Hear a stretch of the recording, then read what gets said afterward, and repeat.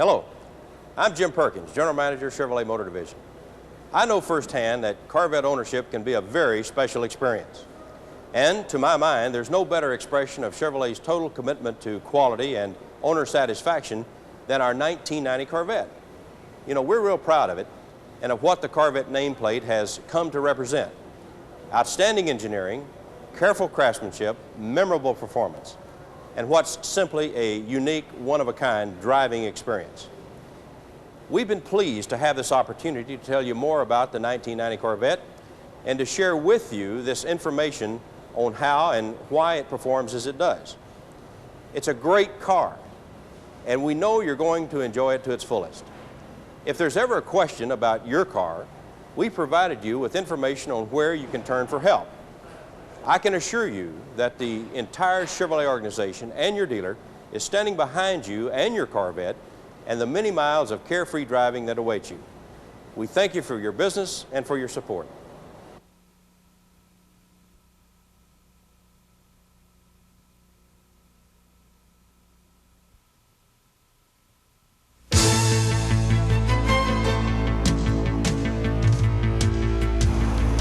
Corvette for 1990. Today's testimony to a nearly 40-year-old tradition of automotive excellence and excitement from Chevrolet.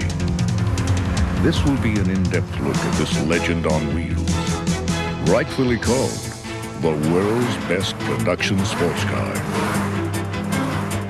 Always exemplifying the most advanced concepts of automotive designers and engineers, always leaving an indelible and unforgettable mark with each of its totally unique faces, always providing its owners with a highly personal statement of achievement and attainment. With roots going back to 1953, Corvette has stood alone as a unique expression of Chevrolet power and performance.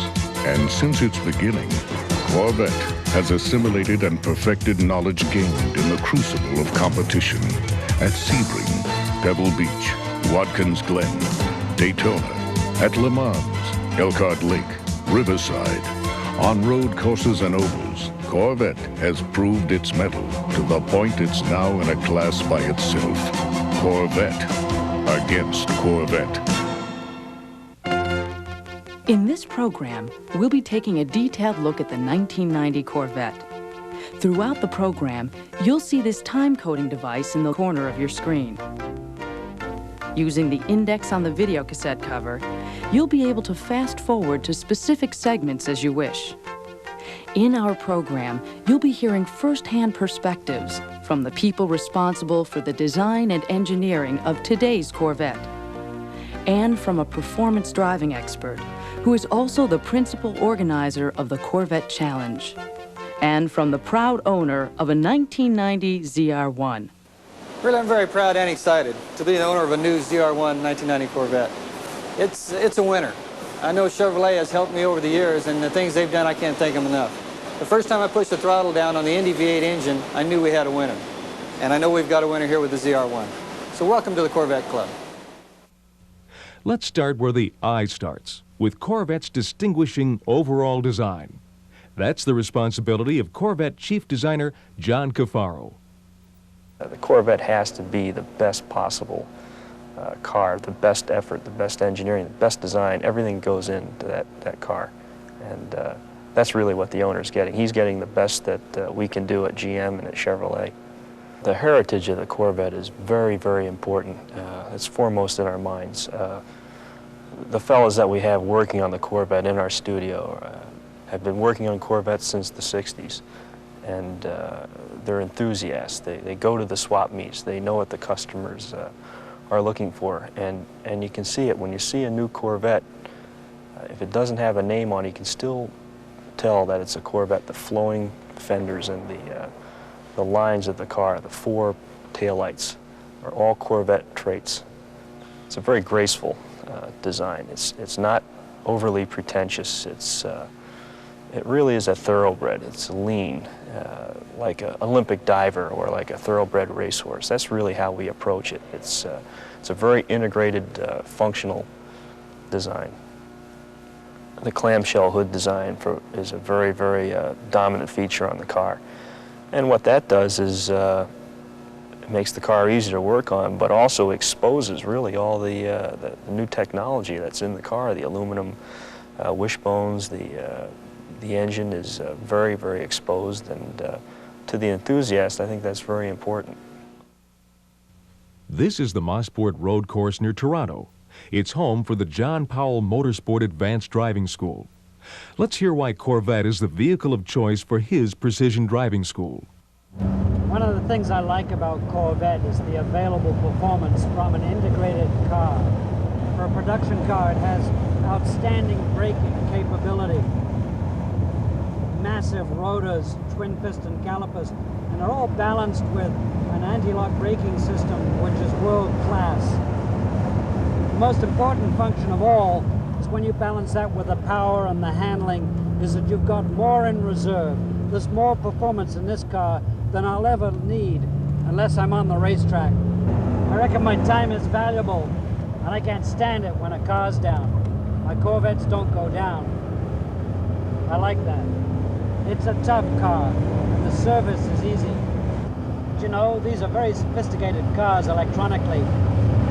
They have a new GM Techline computerized automotive maintenance system, and that's the key to the whole darn business. You can't leave it to guesswork.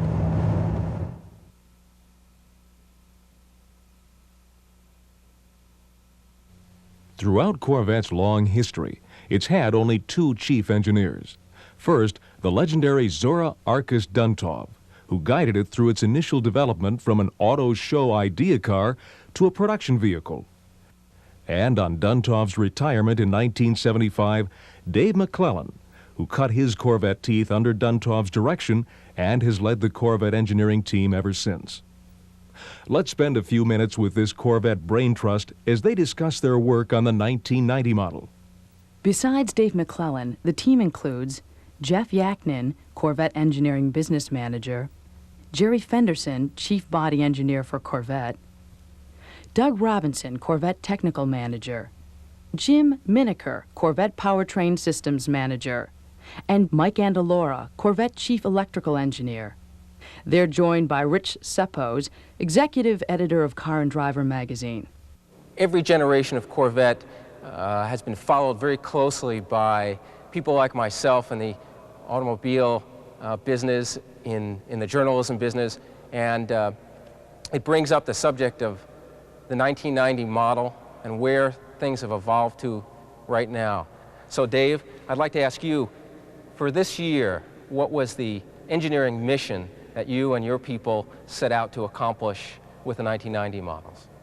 Well, the first thing, Rich, is we can't forget all this heritage either. You know, we're immersed in it every day, and it's part of our Corvette lifestyle, if you will. So what we do for the 90 car is really carrying on that rich tradition of what Corvettes have always been and taking it one step forward. The 90 Corvette really represents another culmination of bringing together a whole bunch of exciting technologies and embedding them into a car that we're selling to our customers, and we're really excited about that. Now, I just drove the 90 Corvette, and you can't mistake the fact that when you get into it, it's a completely different car. The interior is all new. Why don't you tell me a little bit more about what you had in mind when you completely refurbished this thing? The strategy behind the 1990 interior is to provide the customer with a softer looking interior, kind of cocoonish and womb-like. We also plan to give the customer added occupant protection with the addition of the airbag system, which is standard for the 1990 Corvette. Well, the whole interior is completely different in the sense that we've got all new door trim, center console, instrument panel.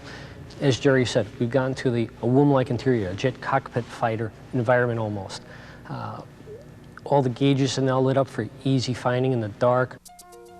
The Instrument Cluster and Driver Information Center to its right are designed to let you know at a glance how the car is running.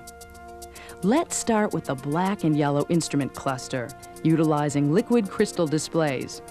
At its center, the speedometer shows speed in either miles per hour or kilometers. Pushing in on the English metric button on the trip monitor panel to the right of the center instrument cluster determines which is displayed. The fuel gauge is part of the display in the center of the instrument panel, with a series of bars indicating how much fuel is in the tank. Directly below the speedometer is the odometer that indicates how far the car has been driven. By pushing the Trip Odo button on the trip monitor panel, you can select either the trip odometer or the regular odometer. The word trip appears to let you know when you've selected the trip reading. The trip monitor also includes controls for determining fuel economy, with readouts appearing in the center cluster. Pressing the Instant Average button lets you choose either Instant Fuel Economy or Average Fuel Economy. The reading shows up to the left of the fuel gauge. Press the Range button, and you'll see a readout on how far you can expect to go with the available fuel. The readout is displayed to the left of the fuel gauge. The Fuel Reset button should be pushed whenever fuel is added, so that the system is reset to provide accurate readings. The tachometer, indicating engine revolutions per minute divided by 1,000, is located on the left side of the instrument cluster. In other words, if the tachometer reads 3, the engine is turning 3,000 revolutions per minute. To the left of the trip monitor panel are a series of 4 dials providing important operating information. The leftmost gauge alerts you to any problem with engine oil pressure. If pressure falls into the cross-hatched area while at idle and stays there, it means oil is not circulating through the engine properly. Next is the engine oil temperature gauge. If the oil temperature approaches the cross-hatched area and stays there for some time, it's too high and the engine oil level should be checked. Third is the engine coolant gauge. Again, a reading in the cross-hatched area could indicate a possible problem with the engine cooling system that requires immediate attention. If that ever happens, your new full-color Corvette owner's manual shows exactly what to do.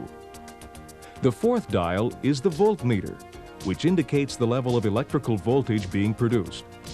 This should be in the middle of the gauge most of the time. Corvette instrumentation includes a number of warning lights to indicate possible problems with one of the car's functions. Clustered around the instrument panel are specific warnings for the brake system, doors ajar, oil and temperature gauges, and security system. If one of them stays on, check your owner's manual right away to see what to do. There's also a Systems Problems warning light to alert you to any problems with a number of Corvette systems that are constantly being monitored electronically. Okay, the 90 Corvette has ABS, electronically controlled. It has all kinds of microcomputers throughout the car. I am wondering how a customer, how an owner knows whether these systems are all working, if any of them are not working up to par. It's a very complex automobile. How can you be assured that things working right? Well, most of this is going on, Rich, out of the sight of the driver. He doesn't really need to know what's going on, but I'll just use one example to get us started.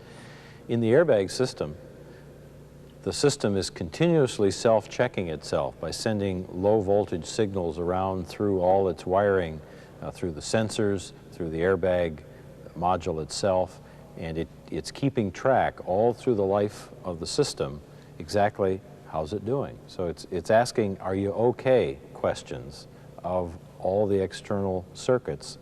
And if things aren't okay, it turns on a light that tells the driver to go after servicing that system.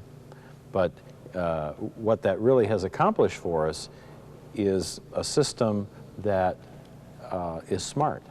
The ABS, though, there's a system you use every day. Well, not the actual ABS system, but the brakes. How do you know that if you need ABS, it's actually working? Well, every time you fire up the car and then put it in gear and drive away, when you go through about 3 miles an hour, you'll hear a noise behind you in the Corvette. And that's the ABS system cycling the pump that's part of that circuit. While it's cycling the pump, it's also going through a total self-check of the wheel sensors, of the electronic package, and everything else associated with it. So whether you use the ABS system in your driving daily or not, it's checking itself and making sure that it's working right. And of course, if it isn't, it'll tell you about it. Well, you know, the ABS really breaks splits the brake system up into 3 separate systems, each front wheel individually and the rear wheels together. Because of the positive traction and the differential, you really can't control each rear wheel separately because they're sort of locked together. So it's like having 3 little brake pedals in the car and the computer controls. And it will try to give you steerability and the best stopping distance under all conditions. The split mu condition is one of the bad ones, but also high-speed braking in a turn, which you could get into with a sports car that's capable of fairly high cornering coefficients like the Corvette is, where it's about 1G. Let's move across the instrument panel now to the Driver Information Center, located above the heating and air conditioning controls. It provides important safety and maintenance facts, including warning lights for low coolant level, inflatable restraint, battery charging system, anti-lock brake system, engine service, and optional systems such as low tire pressure warning system and selective ride control. You just talked about selective ride. I've driven the car with the FX3 package. I think it's quite impressive what it is capable of. What benefits do you see for the owner? How should he use it, and what good is it to him? Well, what the FX3 selective ride system does is allows you to sort of dial in the ride that suits your frame of mind. We have a switch on the console that's marked Touring, Sport, and Performance. And in the touring mode, the shock absorbers have their lowest damping control, and allows the car to ride fairly smoothly. Sort of a traditional floaty, almost floaty passenger car ride, but still enough wheel control to be safe. You understand that each of these positions has within it 6 variable ride settings that change with speed automatically. So in the softest position, when you have a nice boulevard ride, as you go more and more quickly, it firms up to compensate for the speed, even in the touring position. And then the sport and competition do the same thing. 6 built-in changes, steps, if you will. For 1990, all Corvettes are equipped with a driver's side supplemental inflatable restraint system, or airbag, and the emphasis is on supplemental. Seat belts still must be worn to ensure proper driver and passenger protection. The biggest new technology in the 90 car, of course, is the airbag system. And that is invisible added protection to the customer. Of course, we do request and demand that the customer wears his belts at all time, but he does have added protection. The first thing the customer will notice about the 90 interior is the specific steering wheel. The wheel horn pad is larger because it houses the module, the airbag module. There's a specific column with a coil that ties and interfaces the electrical in the column to the airbag module. He will also notice knee bolsters for added protection for the femur. So the customer will get invisible added protection in the 90 Corvette. This light on the Driver Information Center should come on for about 5 seconds when the key is turned to run, and then go out. That indicates the system is working. The supplemental inflatable restraint system and seat and shoulder belt provide driver protection in front-end collisions. Crash sensors and an accelerometer measure the force of the collision. If it's hard enough, they send a signal to the system so that within a fraction of a second, the airbag is inflated to help restrain the driver. It then deflates in less time than it takes to blink your eye. The system has undergone testing in a variety of situations to ensure top-notch reliability. But again, it's a supplemental device and can't take the place of proper seatbelt use. On the left side of the steering column is Corvette's Smart Switch that controls turn signals, lane change indicator, headlight high beams, windshield wipers and washers, and the cruise control system. Light controls are on the left side of the instrument panel. Turning the control knob one stop to the right turns on parking lights, side marker lights, tail lights, and the license plate light. Moving the control to the far right turns on the headlights. If the ignition key is removed while the headlights are left on, a warning chime will sound. Instrument panel lighting and interior lights are controlled automatically by a photocell. They can be controlled further by a dimmer lever next to the light control knob. Moving the dimmer control to the full upward position turns on courtesy lights under the dash panel, on the doors, in the cargo area, and near the spare tire. All Corvettes are equipped with fog lamps as standard equipment. They're controlled by a switch directly below the light control knob. Within your discipline, within the area that you worked on to develop in the new Corvette, what would you tell an owner is the most important facet of that? Without question, it's the 1-2 punch we have in our lineup of powertrains. In both cases, we give what the customer is looking for, and that is performance, backed up by outstanding fuel economy, low-speed drivability, and a glass smooth idle. There's a couple other points I want to make as well concerning the technology roll down of the ZR1 features that we have and how they've affected the L98 Corvette. Some of those items are the application of our our engine cooling package, our engine control package. Some of my group here would like to talk about that. One example is the slanted back cooling system that we're using on both the ZR1 and the L98 engine. We found ourselves in a situation with the ZR1 where we did not have cooling capacity, so we had to go back to the wind tunnel and develop a package that was suited for the shape of the car. When we developed it for the ZR1, then it was a natural to use it on the L98 as well, so it just gives the customer an added benefit that buys the L98. You talked about technology, ZR1 technologies, and the engine control module, or ECM, which for the LT5, of course, is all new, the LT5 engine, because of the fact we have twice as many injectors and a lot more control system. We rolled that into the L98 engine and in effect have an underhood ECM packaged in the same way as the ZR1 is packaged. I've driven the Corvette 6-speed manual and noticed sometimes feels like a hidden hand is making me shift from first to fourth rather than first to second in some conditions. What's that all about? Well, what you experience there is a computer-aided gear selection. It's a feature that we introduced in 1989 with our standard L98 pushrod engine, and it carries to the 1990 L98 and the ZR1 as well. What it does for you, it is consistent with our theme of expanded dynamic range. You have a car that enjoys a very good roadability, good top speed, and is good around town.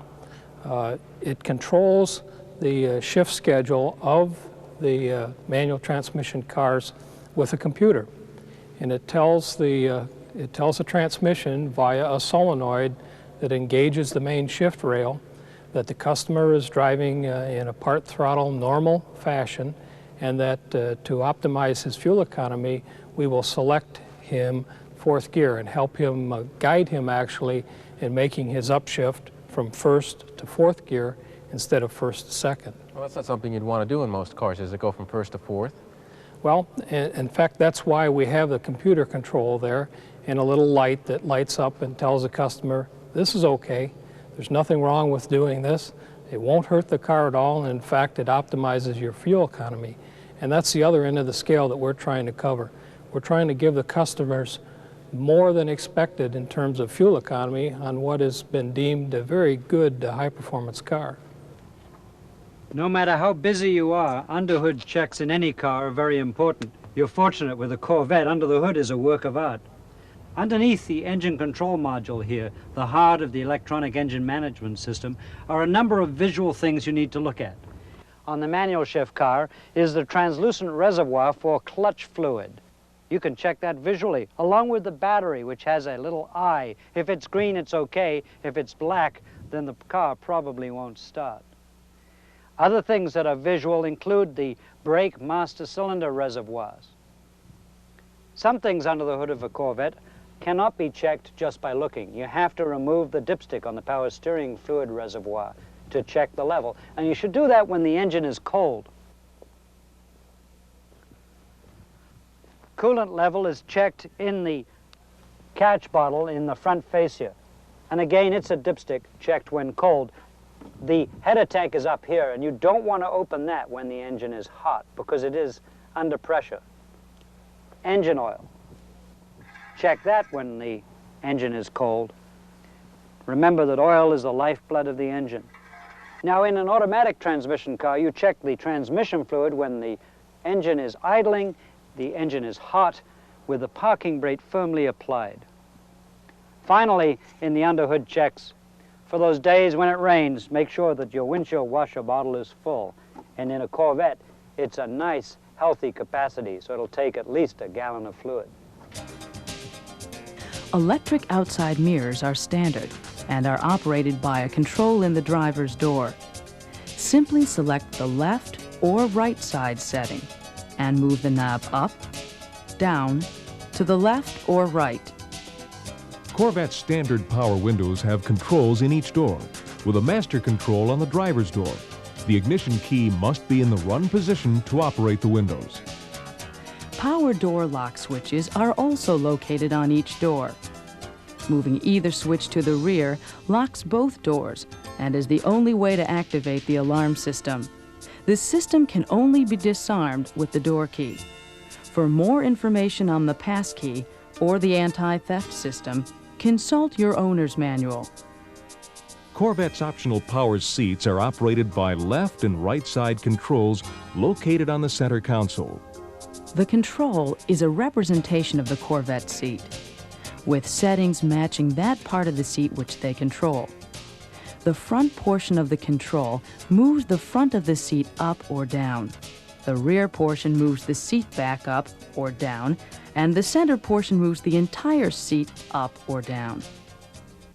The optional electronic heating and air conditioning system includes several new features for 1990. The heating, ventilation system, air conditioner is all revised or all new this year. What's the story there?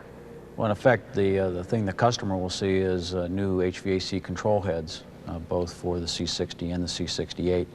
But behind the scenes is additional software controls. It's microprocessor controlled. We've got additional sensors, a solar sensor, relocated aspirators for picking up ambient temperatures and so on. So a refinement of control. What's a solar system. sensor?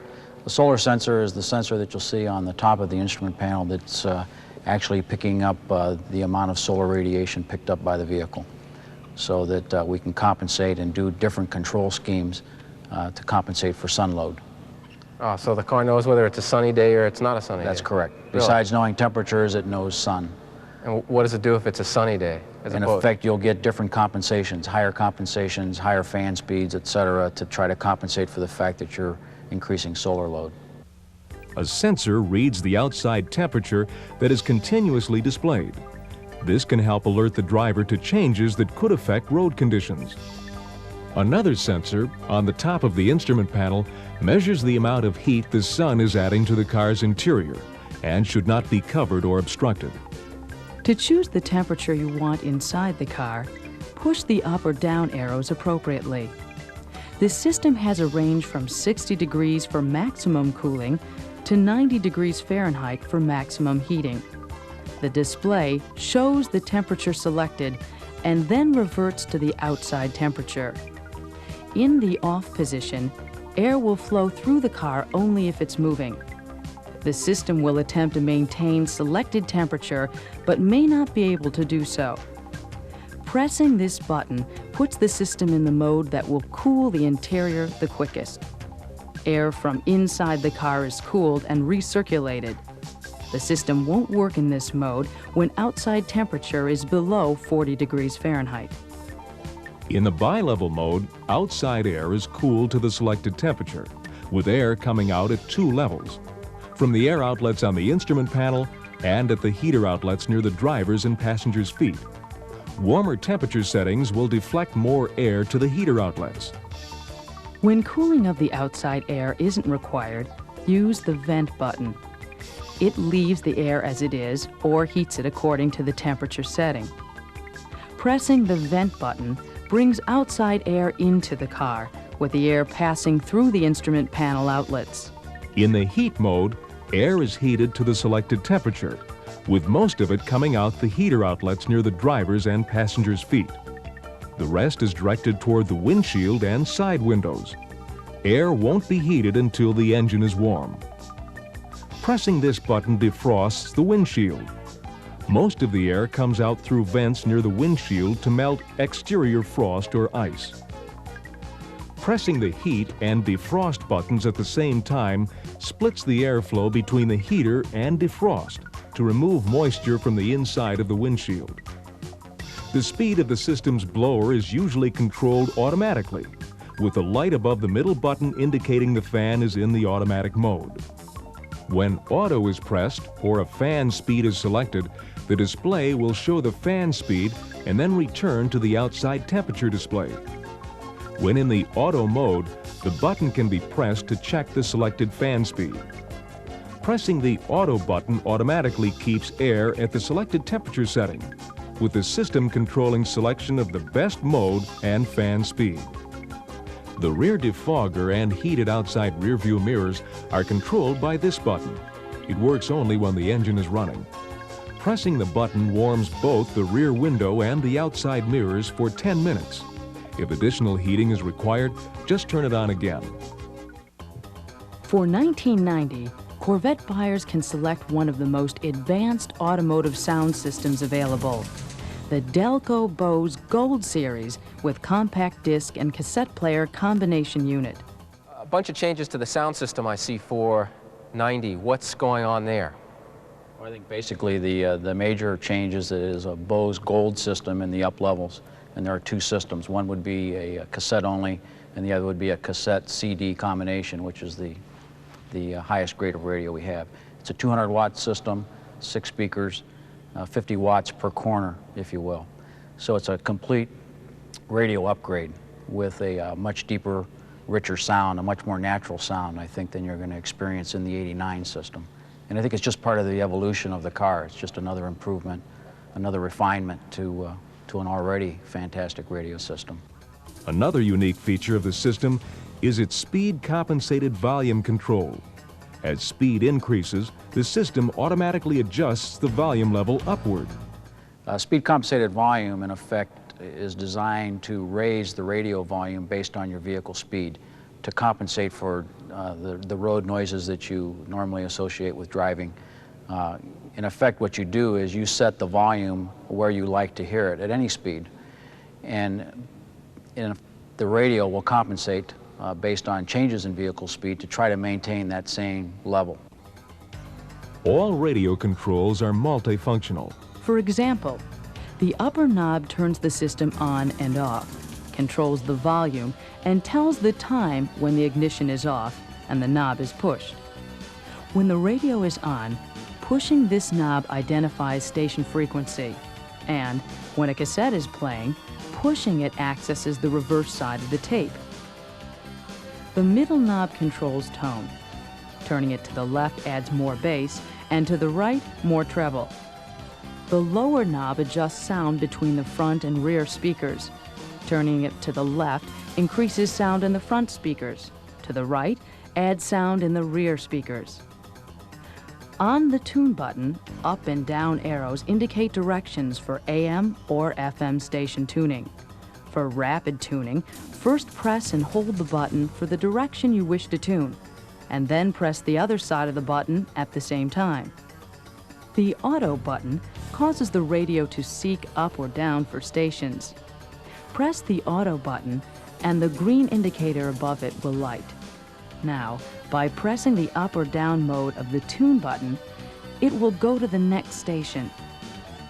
Push buttons allow for presetting of 12 stations, 6 AM and 6 FM. Consult your printed owner's manual for directions on station setting. Also, consult your owner's manual for specifics on cassette and compact disc operations. Corvette coupe models come with a removable roof panel to give owners an open-air feel when appropriate. Here's how it works. Side windows should be fully lowered and the ignition key in the lock position. To begin, move both sun visors to the side to uncover the front bolts that secure the removable top. Using the ratchet wrench stored in the center console compartment, loosen the two front attaching bolts. They'll stay in place once they're loosened. Now, move outside the car and, using the ratchet wrench, loosen the two rear attaching bolts on the roof. Now, open the rear hatch lid and locate the two storage brackets on each side of the rear area, below the courtesy lights. This is where the roof panel will be stored. Standing at the side of the car, lift up the front of the roof panel. Then move the panel forward as you lift it off the car. Place the roof panel in the rear hatch. Slide the rear corners into the storage brackets and push the panel forward. Now, lower the front of the roof panel to the latch pin and pull the latch release toward you, pressing down on the roof panel. Push the latch release forward and ensure it's locked. To reinstall the roof panel, the process basically is reversed. Slide the latch release toward you and lift the front of the roof panel. Pull the roof panel out of the storage brackets and lift it out of the rear hatch. Go to the side of the car and lower the panel onto the car, placing rear guides onto their locating holes. Lower the front of the roof panel and position the front guide pins. Using the ratchet wrench, partially tighten the two rear attaching bolts and start to tighten the front bolts, making sure the bolts are properly threaded into the roof panel. Then, fully tighten the rear and front attaching bolts. The convertible has been part of Corvette's heritage and continues in 1990. Here's how the convertible operates, beginning with lowering the top. First, lower both windows, turn off the engine, and turn down both sun visors. Unlock the front of the convertible top by turning the latch handles located behind the visors outward. Next, loosen the Velcro strips at the rear of each window opening. Move the back seat forward to locate the rear top release handle and pull it forward. With your left hand, lift and hold the rear of the convertible top while using your right hand to press the button on the storage compartment lid to open it. Fold the convertible top into the storage compartment, making sure the fabric is folded between the top's bows. Turn the latch handles toward the center of the car and close the storage compartment. To raise the top, unlock the storage compartment lid with the button located on either door. Lower the sun visors and move to the rear to raise the storage compartment lid.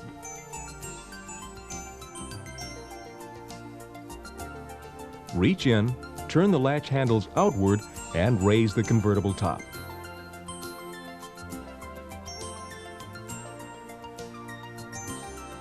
Line up the front of the top with the windshield and latch the front by turning the handles inward and return the sun visors to the up position. Next, fasten the Velcro strip for the headliner at the rear of the window opening on the driver's side, and then lift up the rear bow of the top and latch the storage compartment lid. Line up the rear latch pins on the top with the holes in the lid and latch by pushing down on both corners. To complete the operation, fasten the Velcro buttons at the forward corners of the top fabric. The optional hardtop gives Corvette convertible owners their choice of open-air driving or the feel of a closed coupe design. Installation or removal takes approximately 30 minutes and requires 2 people for proper operation. 2 wrenches stored in the center console are used in the operation. A special Torx wrench, shown at the right, and at the left, a flat ratchet wrench. Using the Torx wrench, completely loosen the captive front bolts by inserting the wrench through the access holes above the sun visors. Move both seats forward and remove the rear shelf trim panel. Using the flat ratchet wrench, completely loosen the captive hex bolts located at the rear corner brackets. With the Torx wrench, remove the 2 lower bolts located on each of the lock pillar brackets.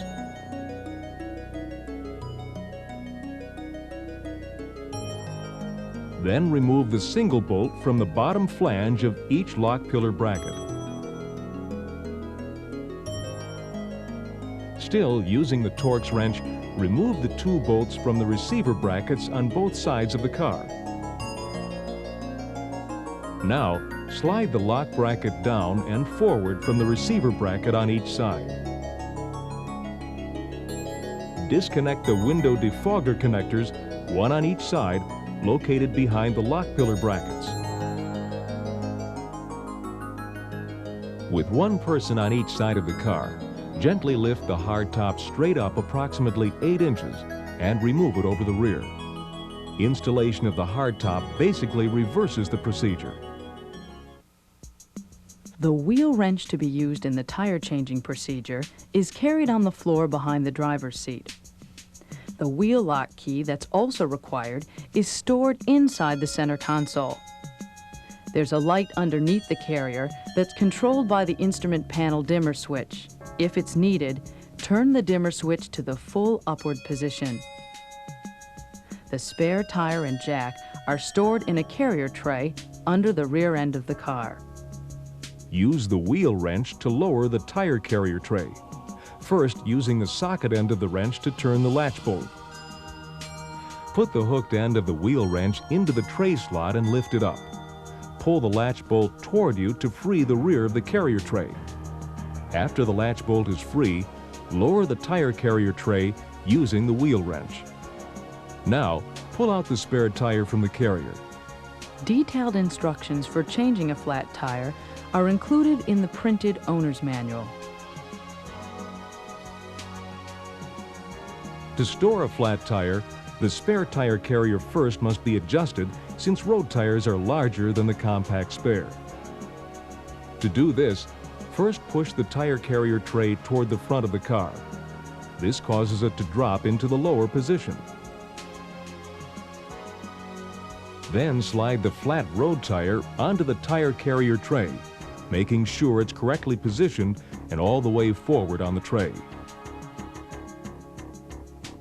Use the wheel wrench to raise the tire carrier tray. Put the hooked end of the wrench into the slot on the tray. Lift the latch bolt and tilt it toward the front of the car, and then drop it down to the lower position. Now, secure the tray with the latch bolt, using the socket end of the wrench to turn the bolt until it's snug.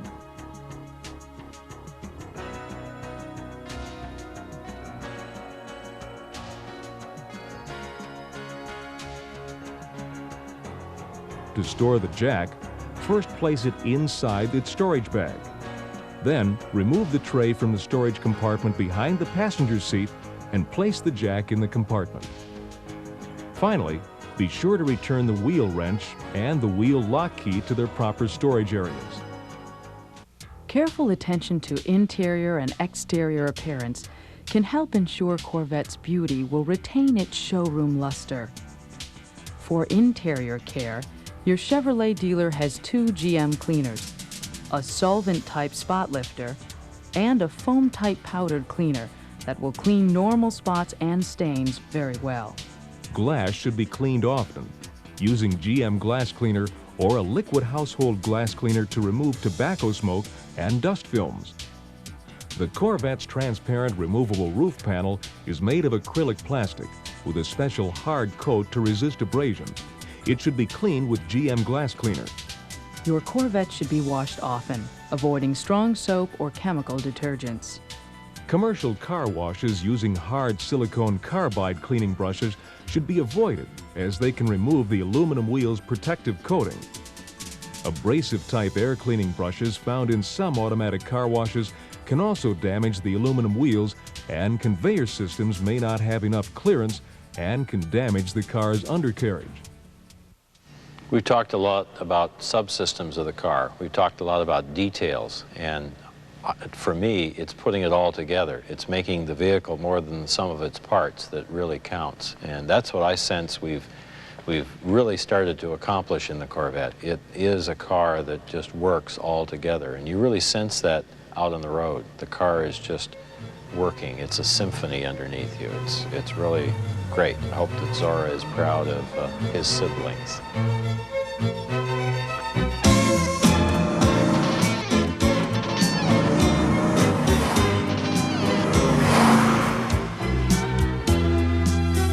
Corvette for 1990. Today's embodiment of what's become a nearly timeless statement of automotive excellence. Precision, control, performance, power as it's needed. The unforgettable union of driver, machine, and the ever-beckoning road.